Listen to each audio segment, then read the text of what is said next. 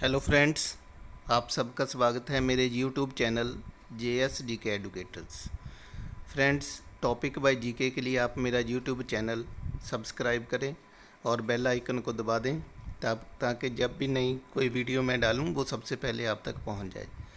तो फ्रेंड, जैसे आप जानते ही हो कि मैं टॉपिक वाइज वीडियोस लेकर आता हूं। तो आज का हमारा जो टॉपिक है that is most important topic, जो कॉम्पिटिटिव एग्ज़ाम है उसके हिसाब से बहुत ज़्यादा इम्पॉर्टेंट वो टॉपिक है।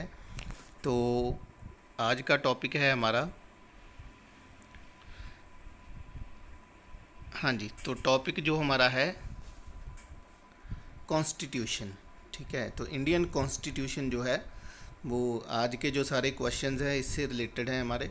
तो मोस्ट इम्पॉर्टेंट टॉपिक ये है, इसमें से बहुत सारे क्वेश्चन जो हैं वो कॉम्पिटिटिव एग्ज़ाम में पूछे जाते हैं। तो फ्रेंड्स, स्टार्ट करते हैं हम आज की वीडियो। सो फर्स्ट क्वेश्चन है हमारा, when was the first meeting of constituent assembly held. ठीक है, जो कॉन्स्टिट्यूएंट असेंबली बनी, जब हमारा कंट्री जो इंडिपेंडेंट हुआ था तब जो कॉन्स्टिट्यूएंट असेंबली बनी थी, तो उसकी जो पहली मीटिंग है वो कब हुई थी? 9 दिसंबर 1946। वेरी इंपॉर्टेंट क्वेश्चन, 9 दिसंबर 1946। नेक्स्ट क्वेश्चन है, how much time taken to finalise the constitution. जो हमारा संविधान बना है उसको बनाने में कितना टाइम लगा था? तो कितना टाइम लगा था? 2 years 11 months and 18 days। Most important question है, तो कई बार बहुत बार ये कॉम्पिटिटिव एग्जाम में आ चुका है। 2 years 11 months and 18 days। So next question है, who was the president first president of constituent assembly. तो पहली जो कॉन्स्टिट्यूएंट असेंबली थी उसका जो प्रेसिडेंट कौन था? डॉक्टर सच्चिदानंद सिन्हा। ठीक है, जब हमारा कंट्री इंडिपेंडेंट हुआ था तो सबसे पहले जो टेम्परेरी इसका प्रेसिडेंट बना दिया गया था सच्चिदानंद सिन्हा को। ठीक है, और उसके बाद डॉक्टर राजेंद्र प्रसाद को जो प्रेसिडेंट, परमानेंट जो प्रेसिडेंट था वो बना दिया गया था। ठीक है, पहले याद रखना है आपने, तो जो टेम्परेरी बनाया हुआ था पहला वो सच्चिदानंद सिन्हा था। सो next question, when was the constitution declared past. तो कब जो हमारा संविधान जो पास घोषित किया गया था? 26 नवंबर 1949। मोस्ट इम्पॉर्टेंट क्वेश्चन है।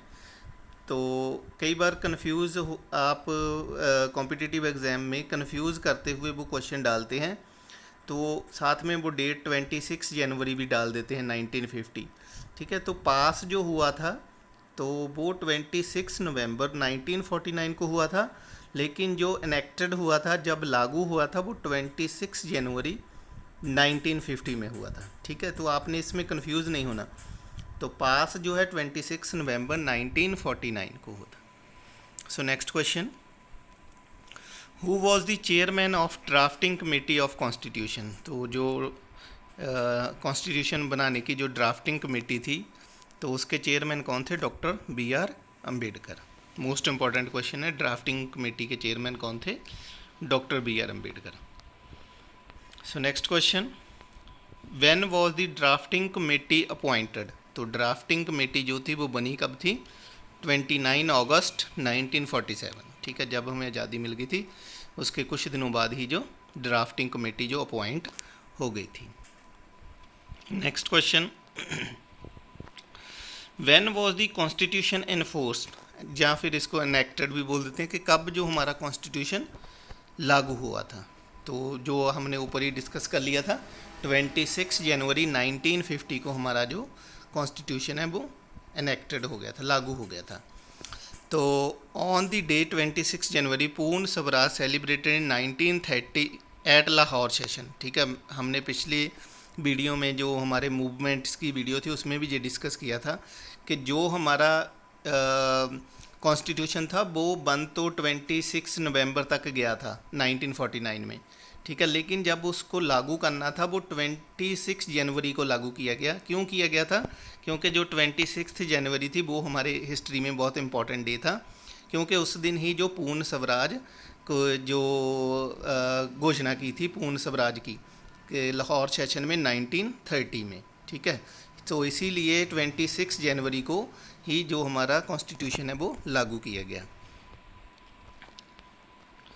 सो next question, how many articles were there in constitution when passed. जब हमारा कॉन्स्टिट्यूशन पास हुआ था तो उसमें कितने आर्टिकल थे। इनिशियली जो हमारा इनिशियल कॉन्स्टिट्यूशन था, जो पहला संविधान जो था, उसमें कितने आर्टिकल्स थे, तो कितने थे 395 आर्टिकल्स थे, 8 शेड्यूल थे और 18 पार्ट्स थे। इसको आपने क्रैम्प कर लेना है, ठीक है, इसको रट लेना है आपने। 395 आर्टिकल्स थे तब, 8 शेड्यूल थे और 18 पार्ट्स थे। लेकिन अब जो चेंज हो गया है धीरे धीरे, जैसे इसमें अमेंडमेंट आती जा रही हैं, तो अब कितने आर्टिकल्स हो गए हैं 470। और जो शेड्यूल कितने बन गए हैं, पहले 8 थे अब 12 हो गए हैं, और जो पार्ट्स थे पहले 18 थे अब 25 पार्ट्स हो गए हैं, ठीक है। तो ये इसलिए हो रहे हैं क्योंकि जो कॉन्स्टिट्यूशन है उसमें एक प्रोविज़न होती है कि इसमें अमेंडमेंट की जा सकती है। तो इस अमेंडमेंट की वजह से ही इनके आर्टिकल्स की जो नंबर है वो चेंज हो गया है, जो शेड्यूल और पार्ट्स का नंबर है वो भी चेंज हो गया है। तो लेकिन इनिशियल आपको बिल्कुल पता होने चाहिए, ठीक है। इनिशियल जो थे 395 articles, 8 schedule, 18 parts. Next question, from which country concept of fundamental rights had been taken. अब जो हमारे कॉन्स्टिट्यूशन में फंडामेंटल राइट्स हैं तो वो किस कंट्री के कॉन्स्टिट्यूशन से ली हुई कंसेप्ट है, तो किससे ली हुई है, यूएस कॉन्स्टिट्यूशन, ठीक है। यूनाइटेड स्टेट्स की जो कॉन्स्टिट्यूशन है उससे ली है। मोस्ट इंपॉर्टेंट क्वेश्चन है, बहुत बार आ जाता है कि जो फंडामेंटल राइट्स की कंसेप्ट है वो किस कंट्री के कॉन्स्टिट्यूशन से ली गई है, तो किससे ली गई है, यूएस कॉन्स्टिट्यूशन से। और इसी के साथ जो फंडामेंटल ड्यूटीज़ हैं वो किससे ली हुई हैं, यूएसएसआर, ठीक है, जो पहले रशिया को बोलते थे USSR. So next, constitution amendment, ये भी इम्पोर्टेंट क्वेश्चन है। जो कॉन्स्टिट्यूशन में अमेंडमेंट होती है वो किस कंट्री के कॉन्स्टिट्यूशन से ली हुई है, ठीक है, किससे ली हुई है, साउथ अफ्रीका कॉन्स्टिट्यूशन से। मोस्ट इम्पॉर्टेंट, ये तीनों ही मोस्ट इम्पॉर्टेंट है, इसको आपने बिल्कुल क्रैम कर लेना है, ठीक है। फंडामेंटल जो राइट्स हैं वो यूएस से लिए हुए हैं, फंडामेंटल ड्यूटीज़ यूएसएसआर, ठीक है। तो constitution amendment south Africa constitution से। नेक्स्ट क्वेश्चन है, which act is called the blueprint of Indian constitution. तो किस एक्ट को जो ब्लूप्रिंट कहा जाता है इंडियन कॉन्स्टिट्यूशन का, भारतीय संविधान जो हमारा है उसका ब्लूप्रिंट किसे कहा जाता है, the government of India act 1935, ठीक है। मोस्ट इंपॉर्टेंट क्वेश्चन है, तो ये मास्टर कैडर में बहुत बार पूछा जा चुका है, ठीक है। सो नेक्स्ट क्वेश्चन है, which is called the soul of the constitution. तो जो कॉन्स्टिट्यूशन है उसकी जो सोल किसे कहा जाता है, द प्रीएम्बल, ठीक है। तो जो फर्स्ट पेज होता है इस कॉन्स्टिट्यूशन का वो प्रीएम्बल होता है, तो उसे ही जो सोल कहा जाता है। सो next question, preamble starts with words. तो ये भी इम्पोर्टेंट क्वेश्चन है। जो प्रीएम्बल है हमारा कॉन्स्टिट्यूशन का प्रस्तावना है जो वो किन वर्ड्स से स्टार्ट होती है, so we the people of India. ये भी क्वेश्चन आ चुका है मास्टर कैडर में पिछली बार कि जो कॉन्स्टिट्यूशन है का प्रीएम्बल है वो किन जो वर्ड्स से स्टार्ट होता है, तो we the people of India. Most important question, from which countries constitution directive principles had been taken, ठीक है। जो हमारे संविधान में डायरेक्टिव प्रिंसिपल्स भी हैं तो वो किस कॉन्स्टिट्यूशन से लिए हुए हैं, किस कंट्री के कॉन्स्टिट्यूशन से, आयरिश कॉन्स्टिट्यूशन, ठीक है, जो आयरलैंड का कॉन्स्टिट्यूशन है। सो next question, under which article constitution can be amended, ठीक है, किस आर्टिकल के अंदर जो कॉन्स्टिट्यूशन में अमेंडमेंट की जा सकती है, शोध की जा सकती है। मोस्ट इंपॉर्टेंट क्वेश्चन, कौन सा आर्टिकल है, आर्टिकल 368। इसको आपने बिल्कुल अच्छे से दिमाग में बिठा लेना है, आर्टिकल 368। नेक्स्ट क्वेश्चन है, how many times the preamble of Indian constitution had been amended. तो जो इंडियन कॉन्स्टिट्यूशन का प्रेम्बल है उसको कितनी बार अमेंडमेंट उसमें की जा चुकी है, ठीक है। तो ओनली वन टाइम एक ही बार हुई है अभी तक। तो कब हुई थी? इन 1976, ठीक है, 1976 में हुई थी। 42nd अमेंडमेंट थी ये।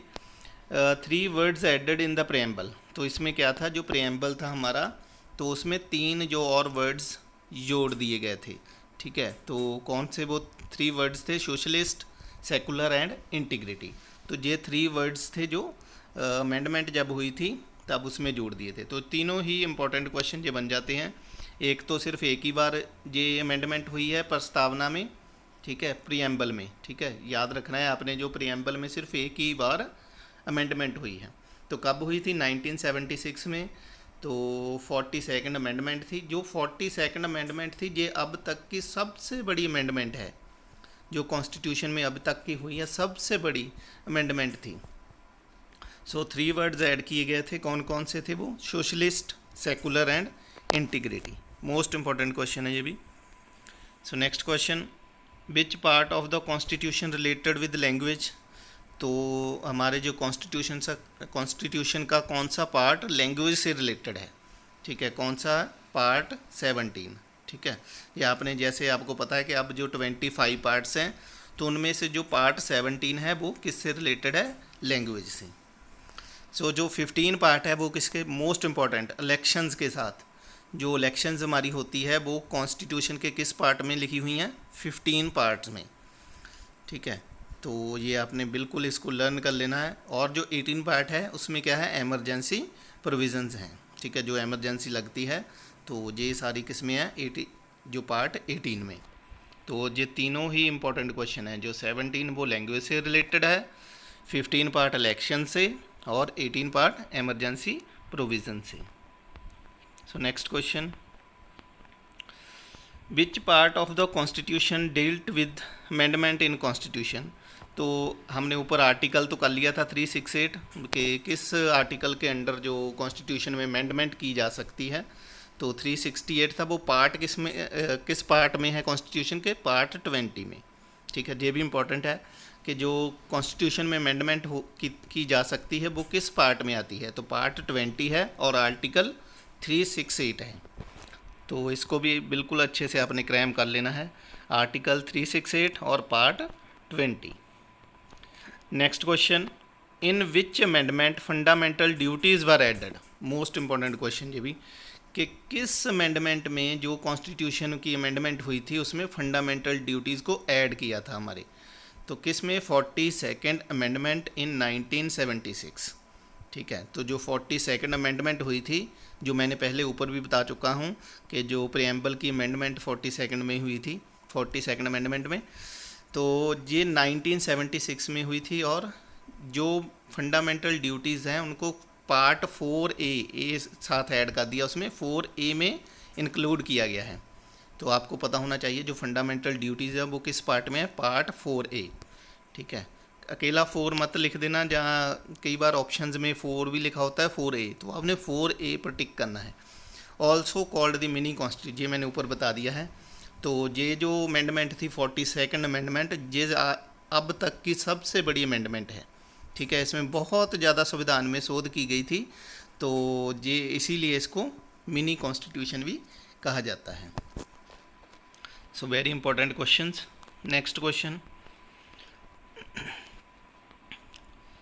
विच part of the constitution dealt with the panchayat and municipalities?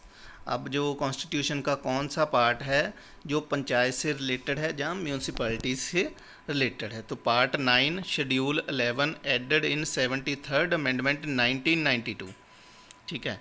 तो जो पंचायत से रिलेटेड है वो पार्ट 9 है, ठीक है। तो जो म्यूनसिपैलिटीज़ है वो भी पार्ट 9 में आ जाती हैं। लेकिन जो शेड्यूल है वो 11 added in 73rd amendment in 1992, ये भी इम्पोर्टेंट आपने याद रखना है। जो शेड्यूल 11 है वो ऐड किया गया था जो 73rd अमेंडमेंट हुई थी 1992 में, ठीक है।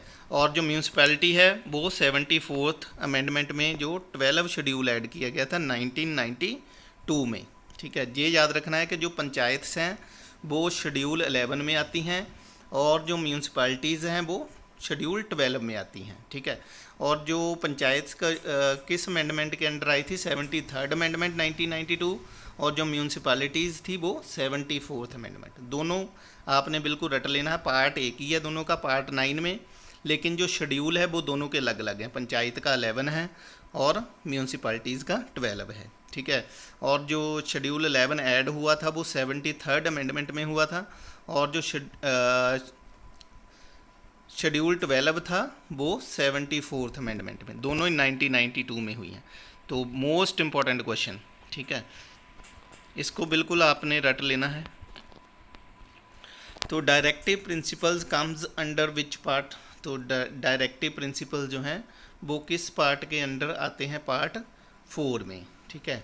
तो ऊपर हमने फंडामेंटल ड्यूटीज़ का पार्ट मैंने बता दिया था आपको, पार्ट 4A में होते हैं। जो पार्ट 3 है वो फंडामेंटल राइट्स से रिलेटेड है। Most important, part 3 fundamental rights, ठीक है। Part 4 directive principle, part 4A fundamental duties. ये सभी को आपने अच्छे से इसको दिमाग में बिठा लेना है, ठीक है। तो सीरियल ऑर्डर में कर लो एक बार, ठीक है, इसको क्रैम कर लो। पार्ट 3 में फंडामेंटल राइट्स आ जाते हैं, पार्ट 4 में डायरेक्टिव प्रिंसिपल्स आ जाते हैं, और पार्ट 4A में फंडामेंटल ड्यूटीज़ आ जाती हैं। सो next question, which schedule is related with allocation of seats in Rajya Sabha?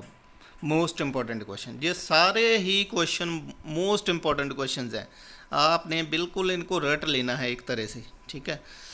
So which schedule is related with the allocation of seats in Rajya Sabha? तो राज्यसभा में जो सीट्स जो उसकी वितरण होता है तो वो किस शेड्यूल के अंडर होता है, ठीक है। तो 4th शेड्यूल है।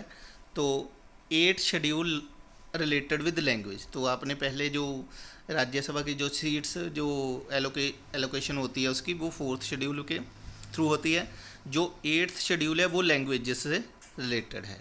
तो ये भी आपने बिल्कुल इसको फिट कर लेना अपने दिमाग में कि जो 8th शेड्यूल है वो लैंग्वेज, ये आ चुका है बहुत बार क्वेश्चन कॉम्पिटिटिव एग्जाम में। Which first state made on the basis of language? अब लैंग्वेज के आधार पे कौन सा पहला स्टेट बना था? सो वो था आंध्र प्रदेश। बहुत बार पूछा जाता है कि लैंग्वेज के बेसिस पे कौन सा पहला स्टेट बना था, दैट इज़ आंध्र प्रदेश। तो कब बना था? इन अक्टूबर 1953। Most important question. So next, which right is deleted from the fundamental rights? Top most important question है जी, कि कौन सा जो राइट है वो फंडामेंटल राइट से डिलीट कर दिया गया है। तो कौन सा वो राइट है? द राइट टू प्रॉपर्टी, ठीक है। जो राइट टू प्रॉपर्टी है वो आर्टिकल 31 में था, ठीक है। उसको फंडामेंटल राइट से हटाकर किस अमेंडमेंट में है उसको हटाया गया था? 44th अमेंडमेंट इन 1978, ठीक है। तो कई बार तो सीधे पूछ लेते हैं कि 44th अमेंडमेंट कब हुई थी, तो आपको पता होना चाहिए 1978 में, ठीक है। और जो 42nd हुई थी वो 1976 में। अब ये कौन सा राइट था जो फंडामेंटल राइट से हटा दिया गया? द राइट टू प्रॉपर्टी, ठीक है, जो आर्टिकल 31 में था। सो नेक्स्ट क्वेश्चन, तो ये जो राइट इसको हटा फंडामेंटल राइट से हटाकर इसको एक लीगल राइट बना दिया गया है, ठीक है जी, कानूनी राइट, एक कानून के मुताबिक जो राइट बन गया है। So how many fundamental rights are there in Indian constitution? तो कितने हैं फंडामेंटल राइट्स? 6 राइट्स हैं, ठीक है। फर्स्ट 7 पहले जो 7 थे, then 1 right is made legal right, right to property, जो मैंने ऊपर ही बताया आपको। तो जो 7th जो एक राइट था राइट टू प्रॉपर्टी, उसको लीगल राइट बना दिया है, वो फंडामेंटल राइट नहीं रहा अब। तो अब सिर्फ 6 जो फंडामेंटल राइट्स हैं, तो इसको बिल्कुल आपने लर्न कर लेना है। तो इसकी जो अमेंडमेंट कब हुई थी? 44th जो अमेंडमेंट थी, और 1978 में इसको हटाया गया था, ठीक है, वो याद कर लेना। The right to property was made legal right under which article? अब किस आर्टिकल के अंडर उसको जो लीगल राइट बना दिया गया है? आर्टिकल 300A में, ठीक है। तो पार्ट किस में है? वो पार्ट 12 में। Next question, articles 12 to 35 deals with? तो जो आर्टिकल 12 से लेकर 35 तक है वो किससे रिलेटेड है? तो वो किससे रिलेटेड है? फंडामेंटल राइट्स से। तो पार्ट 3 ऊपर ही हमने डिस्कस कर लिया था, जो फंडामेंटल राइट्स हैं वो हमारे पार्ट 3 में है। Next question, which article provide equality of opportunity in public officers. ठीक है, तो जो पब्लिक ऑफिसर्स जो सरकारी नौकरियां होती हैं उसमें जो सभी को इक्वल अपॉर्चुनिटी मिलती है वो किस आर्टिकल के अंडर मिलती है सरकारी नौकरी प्राप्त करने के लिए जो, तो वो आर्टिकल 16। ठीक है, सो next question, which article of Indian constitution abolish the untouchability. ठीक है, जो अनटचेबिलिटी है, छुआछूत जिसे बोल देते हैं, तो उसका जो उसको अबॉलिश कौन सी कॉन्स्टिट्यूशन का कौन सा आर्टिकल करता है, आर्टिकल 17। ठीक है, इससे क्या होता है कि हम किसी के साथ भी भेदभाव जो छुआछूत का भेदभाव नहीं कर सकते। तो ये सारा किस में है, आर्टिकल 17 में। इम्पॉर्टेंट क्वेश्चन है बहुत ज़्यादा, ये आपने याद कर लेना है। Under which article right to education added in fundamental rights. तो किस आर्टिकल के अंडर जो राइट टू एजुकेशन ऐड किया गया था फंडामेंटल राइट्स में, आर्टिकल 21A। ठीक है, तो मोस्ट इम्पॉर्टेंट क्वेश्चन है ये, जो मास्टर कैडर का उनको तो बिल्कुल ये क्रैम्प होना चाहिए कि किस आर्टिकल के अंडर जो है राइट टू एजुकेशन ऐड हुआ है, आर्टिकल 21A। ठीक है, compulsory education for 6 to 14 years children. तो क्या है इसमें आर्टिकल में कि जो 6 से लेकर 14 ईयर्स तक के बच्चे हैं सभी के लिए जो कंपलसरी एजुकेशन होनी चाहिए। तो वेरी इंपॉर्टेंट क्वेश्चन 21A, ये आपने बिल्कुल इसको रट लेना है 21A को। Next question, which article is called the soul and the heart of constitution. तो किसको सोल और हार्ट कहा जाता है कॉन्स्टिट्यूशन की, आर्टिकल 32।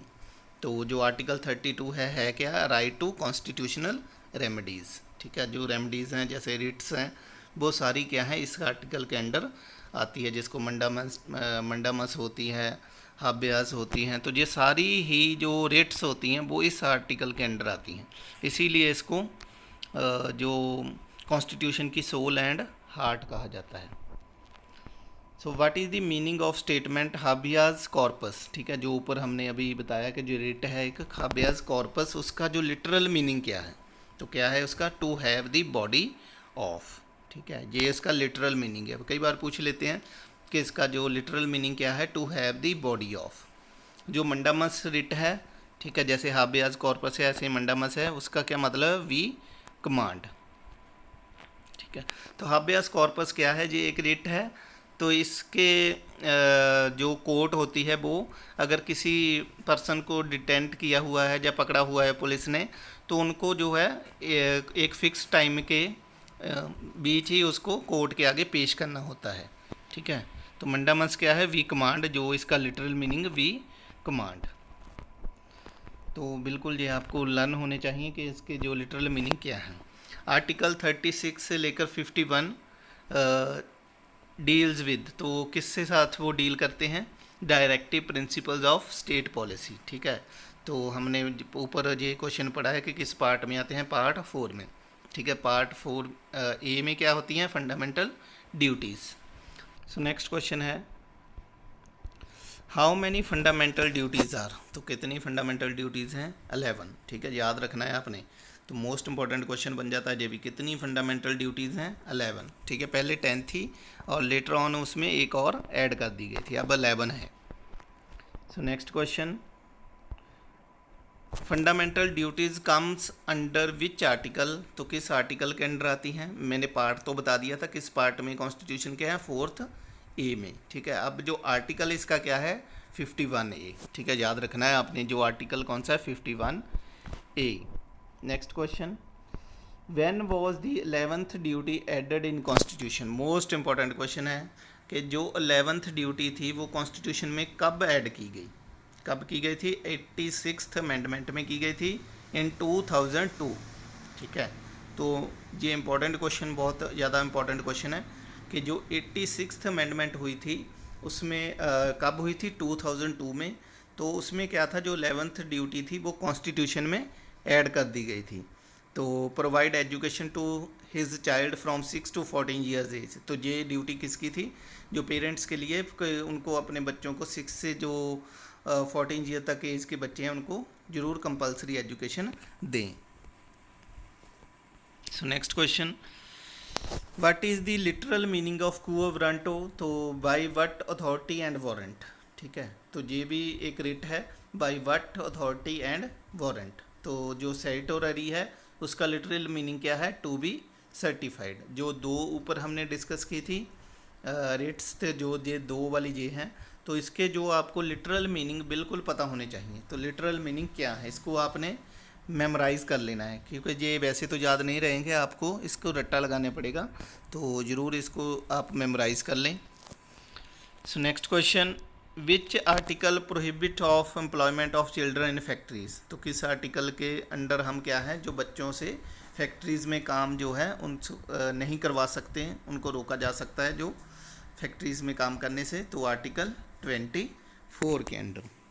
इंपॉर्टेंट क्वेश्चन है ये भी। Which right gives right to freedom of religion. तो जो हमें धार्मिक स्वतंत्रता है, जो हमें किसी भी धर्म को हम अपना सकते हैं, तो वो किस आर्टिकल के अंडर आती हैं, आर्टिकल 25 में। सो आर्टिकल्स 5 to 11 रिलेटेड विद। तो जो आर्टिकल 5 से लेकर 11 है वो किसके साथ रिलेटेड है, सिटीजनशिप। ठीक है, तो पार्ट कौन से में आती हैं, जो पार्ट 2 में। ठीक है। सो next question, which schedule of constitution deals with distribution of powers. तो कौन सा शेड्यूल है जो कॉन्स्टिट्यूशन का कौन सा शेड्यूल है जो पावर्स की डिस्ट्रीब्यूशन से रिलेटेड है। जैसे स्टेट के पास कौन सी पावर्स हैं और सेंटर के पास कौन सी पावर हैं। तो और ये जो कॉन्करेंट लिस्ट होती है, जो स्टेट और सेंटर की दोनों की एक कॉमन होती है, तो कौन से शेड्यूल में आती हैं जी, 7th शेड्यूल में। Next question, which part of Indian constitution deals with union territories. तो कौन सा पार्ट जो यूनियन टेरिटरी से रिलेटेड है, पार्ट 8। ठीक है, आर्टिकल कौन सा, 239 से लेकर 241। ठीक है, तो part 11 deals with the relation between union and states. ठीक है, तो ये दोनों आपने याद कर लेने हैं। पार्ट जो 8 है वो किससे रिलेटेड है, जो यूनियन टेरिटोरीज़ के साथ, और जो पार्ट 11 है वो यूनियन और स्टेट्स के जो आपस में रिलेशन है उसके साथ जो रिलेटेड है। सो next question, how many committees were appointed by the constituent assembly. तो कॉन्स्टिट्यूएंट असेंबली जो बनी थी उन्होंने कितनी कमेटीज़ अपॉइंट की थी, तो कितनी की थी, 22 कमेटीज़। तो 8 मेजर थी और 14 उसमें माइनर कमेटीज़ थी। तो इम्पॉर्टेंट क्वेश्चन है ये। तो कितनी कमेटीज़ थी, 22। Next question, from which country the preamble of Indian constitution had been taken. Most important question, कि जो प्रेम्बल हमारा लिया हुआ है, जो हमारे संविधान का फर्स्ट पेज है जहाँ पर, तो वो किस कंट्री से लिया हुआ है, तो किससे लिया हुआ है, यूएस कॉन्स्टिट्यूशन से। Next question, the constitution of India drafted and enacted in which language. तो जो हमारा कॉन्स्टिट्यूशन है वो किस लैंग्वेज में बना है, तो इंग्लिश में वो लिखा हुआ है। सो next question, when was the Indian independence act passed by British government. तो ब्रिटिश गवर्नमेंट थी जो, उसने जो इंडियन इंडिपेंडेंस एक्ट कब पास किया था उन्होंने अपनी पार्लियामेंट में, तो कब किया था, 18 जुलाई और 1947 में। तो तब ये पास गया था, और हमें जो इंडिपेंडेंस मिली थी 15 अगस्त 1947 को। ठीक है, तो ये इम्पोर्टेंट क्वेश्चन बन जाता है इस हिसाब से कि कब ये पास किया था ब्रिटिश गवर्नमेंट ने, 18 जुलाई 1947 में।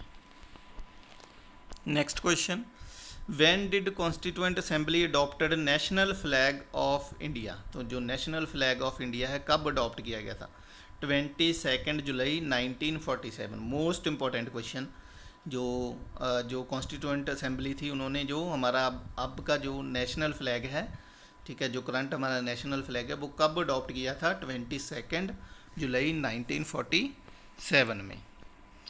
सो how many years resided foreigner will get citizenship of India. तो जो फॉरन से इंडिया में आकर कितने साल कोई भी पर्सन रहेगा तो उसको इंडियन जो सिटीजनशिप मिल जाएगी, कितने साल, 12 ईयर्स रेजिडेंस। तो यहाँ पर वो 12 ईयर्स से रह रहा होना चाहिए। सो next question, when was the citizenship act amended. तो सिटीजनशिप एक्ट जो था वो कब उसमें अमेंडमेंट की गई, 2003 में। ठीक है, ये क्वेश्चन जो है जो मास्टर कैडर में आ चुका है कि जो ओवरसीज सिटीजन्स ऑफ इंडिया हैं, तो ये एक्ट जो कब, ये अमेंडमेंट कब हुई थी इस एक्ट में, तो कब हुई थी, इन 2003 में। सो नेक्स्ट क्वेश्चन और लास्ट क्वेश्चन है हमारी इस वीडियो का। Idea of single citizenship was taken from which country. जो सिंगल सिटीजनशिप होती है, तो ये आइडिया जो है हमारे कॉन्स्टिट्यूशन में जो लिखा हुआ है वो किस से लिया हुआ है, किस कंट्री के कॉन्स्टिट्यूशन से लिया हुआ है, तो ब्रिटिश कॉन्स्टिट्यूशन। ठीक है, जो पार्लियामेंट फॉर्म ऑफ गवर्नमेंट है, लॉ मेकिंग प्रोसीजर है, ये भी ब्रिटिश कॉन्स्टिट्यूशन से लिए हुए हैं। ठीक है, ये जो 50 हमारे मोस्ट इम्पॉर्टेंट जो कॉन्स्टिट्यूशन के क्वेश्चन थे, तो ये हमारा जो भी पहला पार्ट है कॉन्स्टिट्यूशन का। अभी नेक्स्ट और पार्ट में कॉन्स्टिट्यूशन से रिलेटेड जो क्वेश्चंस बनते हैं तो वो लेकर आऊँगा। एक दो वीडियो और बनेंगी तो सारा ही हमारा जो कॉन्स्टिट्यूशन है वो इन 2 और 3 वीडियोज़ में कवर हो जाएगा। ठीक है, फिर बाद में आपको बुक्स को देखने की ज़रूरत नहीं है, लेकिन इसको ये है कि आपने लर्न बिल्कुल अच्छे तरीके से करना है। ठीक है, ये ना मतलब ये आपने क्रैम जरूर कर लेना, क्योंकि इसको क्रैम से ही याद रहेगा आपको। ऐसे आप अगर सिर्फ अंडरस्टैंडिंग। सो फ्रेंड्स, ये थी हमारी आज की वीडियो। तो ऐसी और वीडियोस के लिए आप मेरा यूट्यूब चैनल ज़रूर सब्सक्राइब करें और बेल आइकन को दबा दें ताकि नई वीडियो आप तक पहुंच जाए जल्दी। तो friends, thank you very much, have a good day.